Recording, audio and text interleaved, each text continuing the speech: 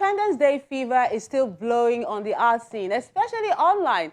Everywhere I turn, there's one poem or painting talking about Nigeria at 60 days after the celebration. So I guess the green, white, green theme will be on in this beautiful month of October.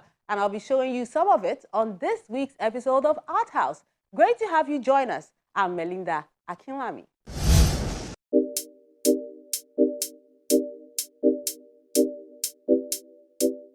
Our spoken word today is by Paul Ogunlesi, and it's titled Profile of the Son of the Soil.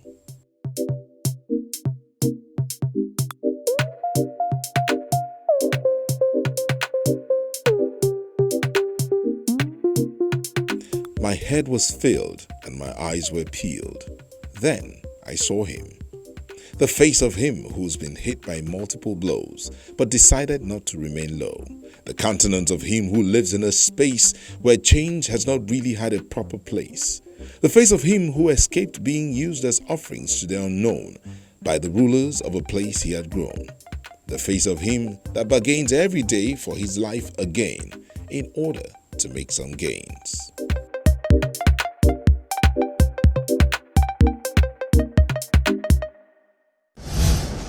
Profile of the Son of the Soil, concise and creative words there by Paul. Well done. Okay, let's start the program with this group exhibition, which features some young creatives, and it was organized by the African Artists Foundation in Lagos.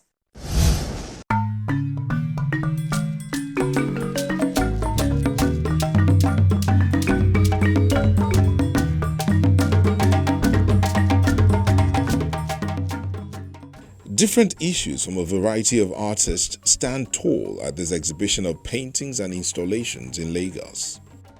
They are sort of a group of young, talented artists that are giving their own voices around the subject restitution debate.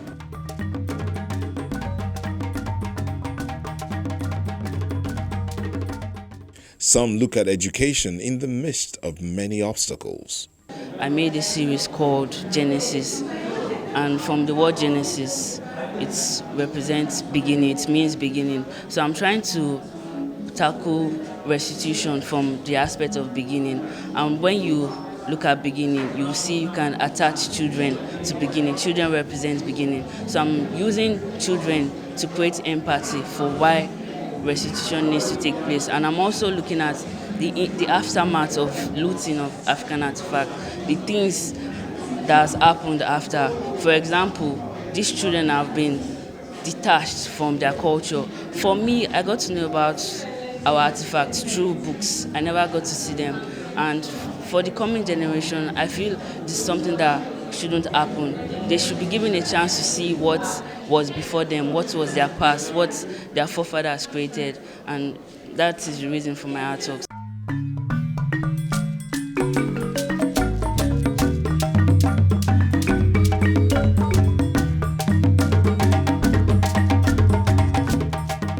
Growing up, I always had this low self-esteem. So any picture I take, I always look down. I always try to cover I feel more comfortable. I feel stronger when I don't have to show my face, when I have to cover my face and all. So the idea came to be because I also wanted to show a part of me in my works, like something in my past, something while growing up. So that anonymity, no face, no identity, that was what inspired me at first to use the TV head to cover my identity. Then the way everything is becoming digital these days, and the way messages are being passed to the news, like mostly what they show us are what they want us to know, not what is really happening. So I would also like to talk about that. I would also like to show things that are really happening in reality.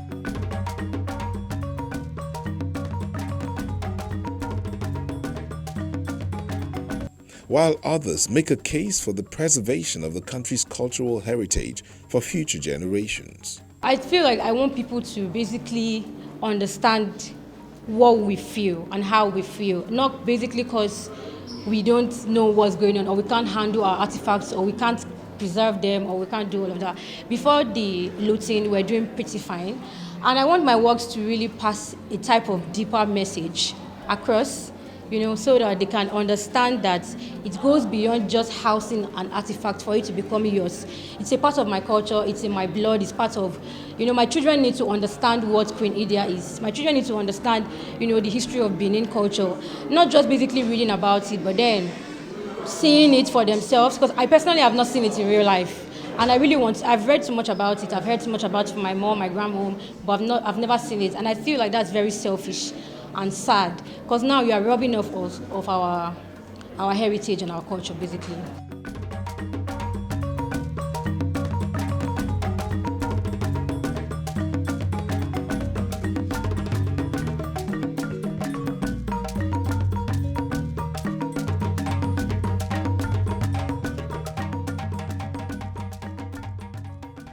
I created this piece for this exhibition, which is called Restitution.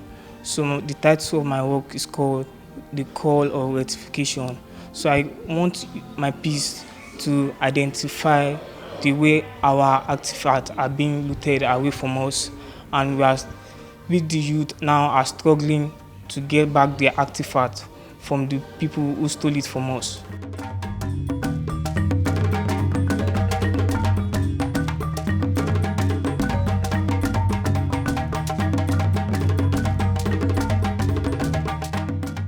My works sort of question blackness and question how they treat blackness and question who we are. And at the same time, while questioning all these things, question why we turned out to be who we are. Right? Why do the world see us as criminals, or the world see us as with a certain stereotype, right? And this kind of image, our previous image of our kingship and our rulership, that's the kind of work, that's the kind of image I'm trying to restitute in my works, right? We have completely lost our identity, and that's the kind of conversations I try to put there.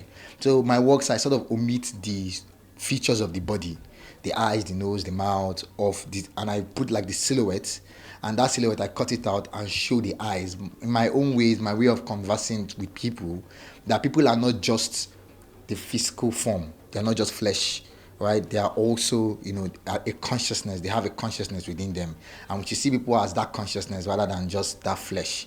We should not see people as ugly or fine, as black or fair, right? We should see people for who they are and who they truly are. That's why you have the eyes sort of speaking in a way, and because everybody knows that the eye is the gateway to the soul.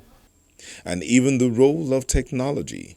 We discover in the research that some artifacts encode or have some technological codes.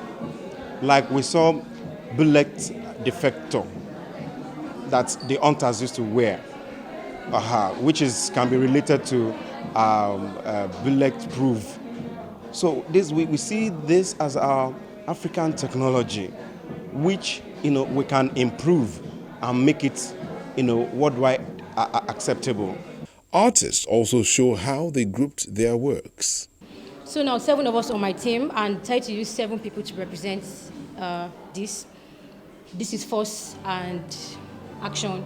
The other one is about empathy. I tried to do action first, then empathy, and then the last one is about reincarnation. The second one was basically because I wanted people to really feel how we feel. So I used a person to represent all of us in Nigeria, especially people that feel so bad about not knowing extremely so much about your culture and your values and all of that. Because basically, art was meant to help us to know much about our culture and our values. Some of them don't just stop with the canvas or installations. The works of art take on a life of their own.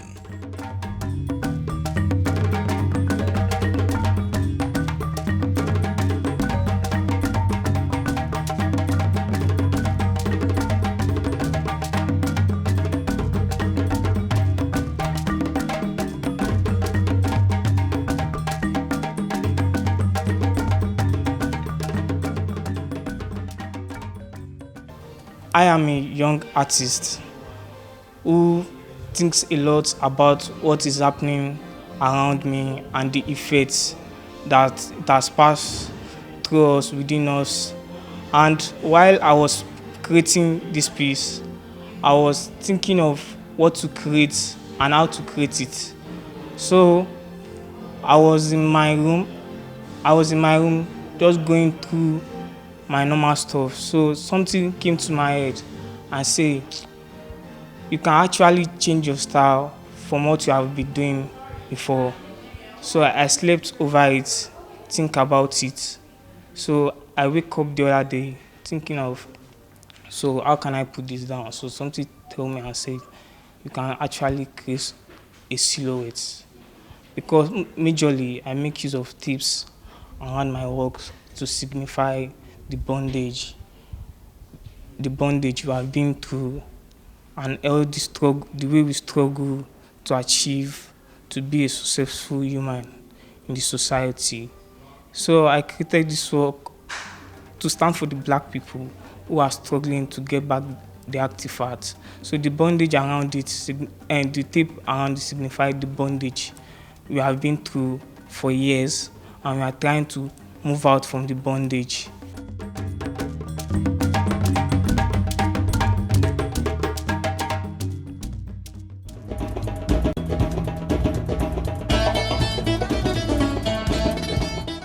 The art becomes an act. I love the way the unconventional aspect was incorporated into that exhibition, a breath of fresh air. Now, let's check out what's happening online. Nigeria at 60 has been a hot topic in all forms of the art. We'll see the images now, then take a moment, and when we return on the program, we'll see other ways creatives interpret the country's Diamond Jubilee.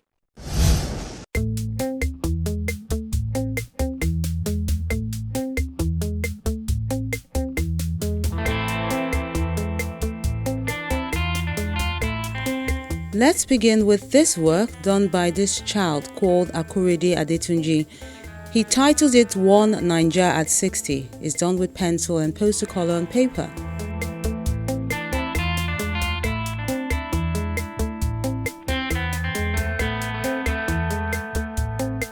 Then Kenneth Dakas is asking, what's on your mind? An oil and canvas work.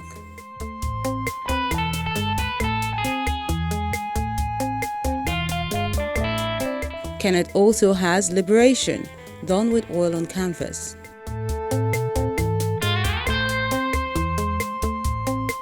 Then Godswill Chima has this acrylic on cardboard work called The Independent Youth.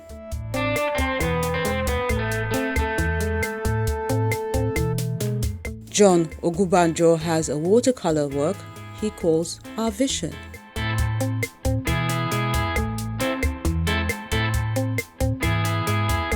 Then Michael Soji calls this one Unity in Diversity. It's done with acrylic on canvas.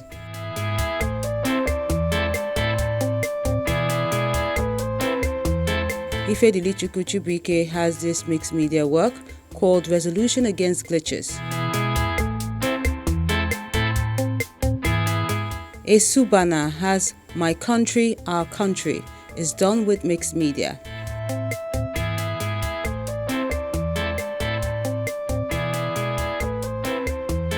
Then Shei Sonuga has this acrylic on canvas work, and he says, 60 looks good on you.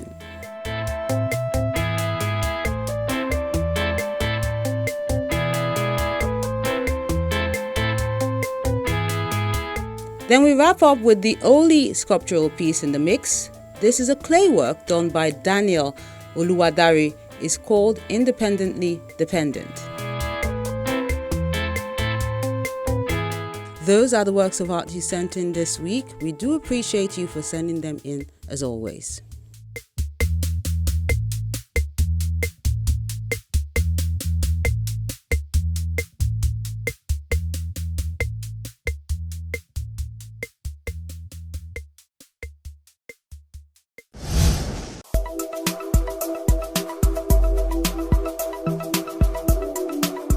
An artist has only his dreams. He has no power.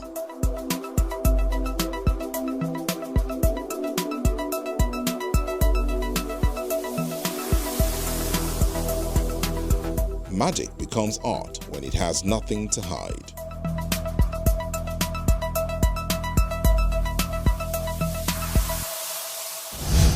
The Independence celebration gave creatives an opportunity to bare their minds on how the nation has fared at 60. in words, songs, and pictures. Once upon a time, our nation so great was born. Now upon this time we are 60, fully formed. What celebrating? Well, some may elicit with deceased, but I insist we resist this urge. Why? Because we are 60 and still existing, with so many human and natural resources to harness. We remain a continental force to reckon with in all fairness. But even as we celebrate, I hesitate in order to meditate on a few indices that militate against. Let's set aside the tribal divide and unite. Let's set aside skepticism and decide. With determination, our imagination of a truly great nation will soon birth. And one day, someday, somehow, our nation, Nigeria, will rise from hibernation. And our greatness will show, and the world will know. Happy 60th, my dearly beloved Nigeria. We hail thee. We are the future, we are the dream. We are the nation, we are part of this. Yes, next we are so amazing. That's the least we should be. Yeah, the heart of the nation, changing history. How can they say that we are finished when we have just begun? When we have nowhere else to run to, when we have nowhere else to go. So get out of the way of the land of my dreams. We are the nation, we are part of this. Oh, yeah, we are the nation, we are part of this. Oh, carry the song, carry the sound. The future is here. The future is here. My father, Mr. Odono Nathaniel, who is an art educator and also an artist, makes use of coconut shells to make arts and crafts. Before leaving for school, I saw this as not really something worth doing. But on getting back, I realized this is really going to fetch lots of cash, and since it's something rare, people would really patronize. I then picked up the craft of making pendants and earrings from him. I really want to make a shout out to the government and every rich investor out there. The coconut business is a really nice business in the sense that no part of the coconut is wasted, starting from the meat to the shell. Here we can see beautiful pieces, beautiful artworks and crafts, which you could put in your mansions, you could put in your houses, and people would enter and be like, wow, we are used to having paintings done on canvas, but Mr. Odono Nathaniel uses shells alongside colors to beautify you. It could possibly make a portrait of you. It could make installations that would fit your POP walls. It could make crafts that would fit your traditional kitchen, and you could also get pendants and earrings that will fit that beautiful attire you're putting on. I hereby launch Killed as to celebrate our great nation. Though we are not where we want to be, but we are not where we used to be. And as we progress, I say, God bless Nigeria.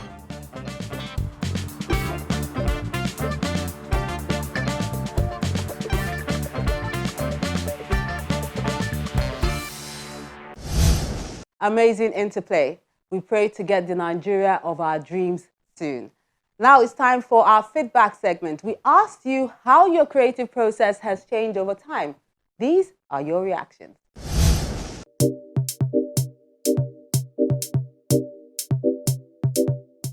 Aniakan says, I got lazy, especially when I couldn't do my day job that funds my art practice, but I focused on digital art and painting.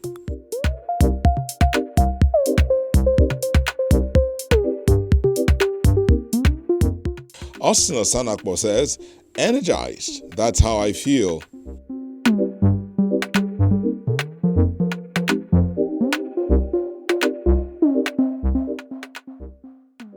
And Ohaji says, it feels like I now have more time.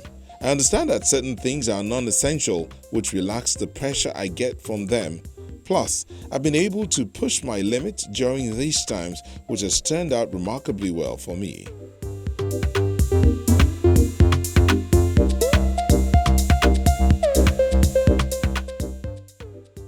King Pascal chose to focus on the art materials. He says, art materials are now costly. It puts a damper on my mood.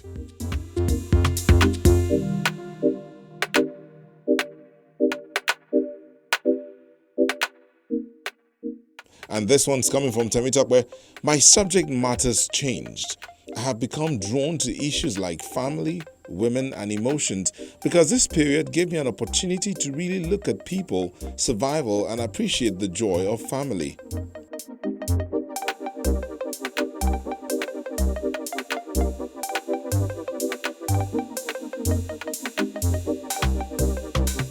And finally, Korek's art. It has really changed.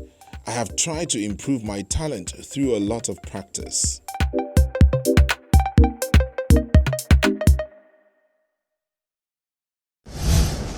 Next week on ArtHouse.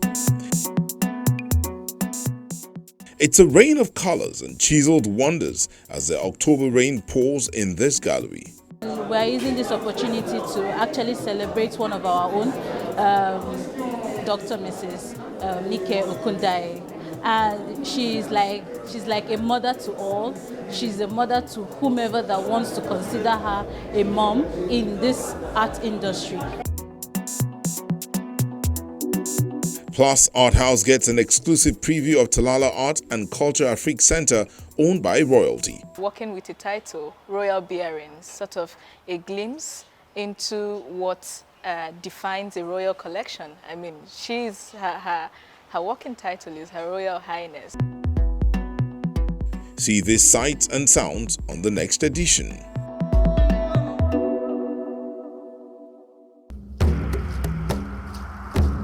Your ArtHouse experience doesn't have to end when the show's not on television. Interact with us on any of our social media platforms. See any edition of ArtHouse on Channels TV's YouTube page. Send your works of art to ArtHouse on Channels Television by joining the group on Facebook. We are everywhere. Every sector of the economy has to make some adjustments, no thanks to COVID-19, and the art is definitely not left out. But don't let the state of affairs weigh you down. Whatever you do, just add that splash of color or find it, because art is life and it's what lifts our spirits. That's the program today. I appreciate you for spending time with us, and you know where to find us on any of our social media platforms where you can see this or other episodes of the program. I'm Melinda Akinlami. Have a wonderful day.